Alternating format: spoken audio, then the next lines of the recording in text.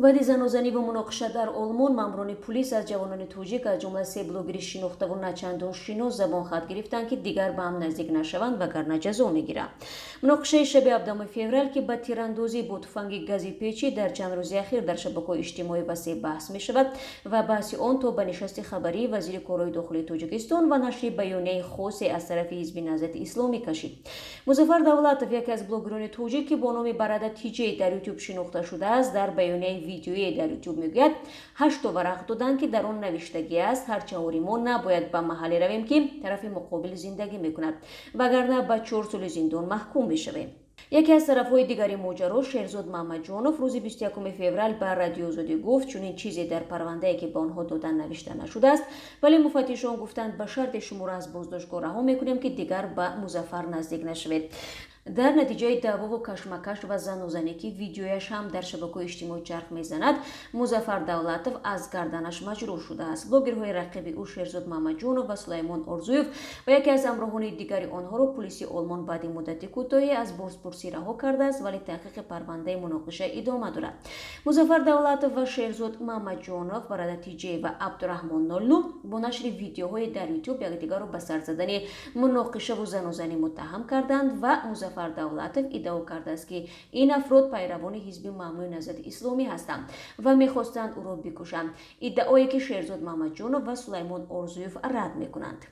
سبب ماجرا و زنی هم اختلافات نظری بین این بلوگران بوده است که ظاهراً به همدیگر خصومت قدیمی دارند. مظفر دولتov عمدتاً از مسائل سیاسی دوری میجوید و درباره موضوعات اجتماعی صحبت میکند برعکس 2 نفر که در کانال‌هایشان بیشتر ویدیوهای سیاسی و دینی دیده میشود. سلیمان ارزویف که در یوتیوب کانالی با نام شیف تیجی دارد بعد سفر مظفر دولتov به تاجیکستان و ستایش او از پیشرفت کردن دوشنبه و مثل دبی شدن آن ویدیویی نشر کرده و در آن مظفر دولتov را فاسق و دروغگوی نامیده است که کمبیزاتی و نقض حقوق انسان در تاجیکستان را نادیده گرفته پیشرفت‌های نبوده را تعریف میکند. سلیمان ارزویف در صحبت با رادیو آزادی گفت که بعد این ویدیو برادر تیجی با نشر یک ویدیویی که بعداً از یوتیوب پاک کرده است او را دشنام‌های زشتی داد که تحمل کردنشان ناممکن است و افزود پیش از آن که ویدیو ثبت کند در پایان ویدیوی من اهل و اولاد مرا دشنام‌های بد داد. بعد این ما گفتیم که یک روز میرویم صحبت میکنیم و در ویدیو و میبینیم که حق است و کی ناحق. برای این صحبت روبرو سلیمان ارزویف و 3 همراه دیگرش از 4 شهر آلمان راهی از 50 تا بیشتر از 100 کیلومتری را طی کرده و به شهر زوست محل زیستی مظفر دولتov آمدند. در ویدیوهایی که هر دو طرف نشر کردند دیده می شود بحث لفظی به دشنام و گیری به اون گیری و سپس با تیراندازی میکشد. یکی هم در این میان ماموران پلیس را دعوت میکند. تلاش‌های رادیو آزادی برای گفتگو با مظفر دولتov نتیجه نداد.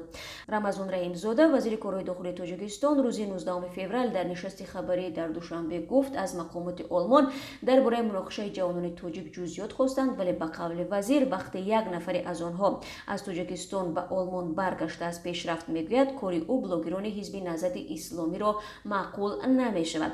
اما حزب نهضت اسلامی روز 17 فوریه با نشر یک بیانیه گفت که این افراد عضو حزب نیستند و گروه‌های طرفداری حکومت با استفاده از این جنجال به سیاه کردن این حرکت ممنوع اسلامی در تاجیکستان پرداختند. هر دو هم سلیمان ارزویف و هم شیرزاد عبدالرحمنov بر رادیو آزادی گفتند که عضو حزب نیستند و عقیده‌های خود را مستقلانه بیان میکنند.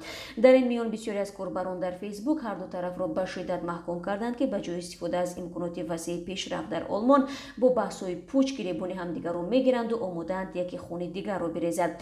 در این میان فریدون رهنورد خبرنگار توجیک که حالا مقیم اروپا است مناقشه 8 جوان توجیک در آلمان را خروج جنگ و یا نبرد چند بلوگر توجیک نامیده است که از یوتیوب به صحبت تلفنی و سپس به تیرپرانی و کردکشی در آلمان رسیده است.